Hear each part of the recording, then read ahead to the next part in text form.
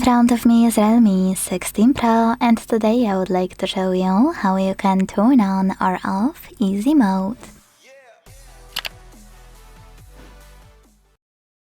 First of all, go into Devices Settings and scroll all the way down to hit Accessibility and Convenience.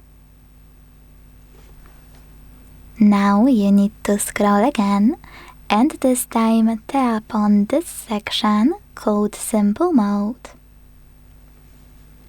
Finally, use this button, enter Simple Mode to activate it, and wait.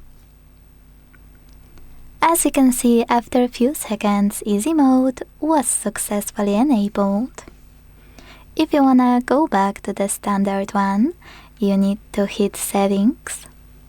And if you see this layout, close them in the background. It's a common bug. Now hit Settings again, and this time when you see Simple Mode layout, scroll all the way down to hit Exit Simple Mode. Then confirm your choice in the pop-up. Thanks so much for watching. If you enjoyed this video, leave a like, comment and subscribe. Bye!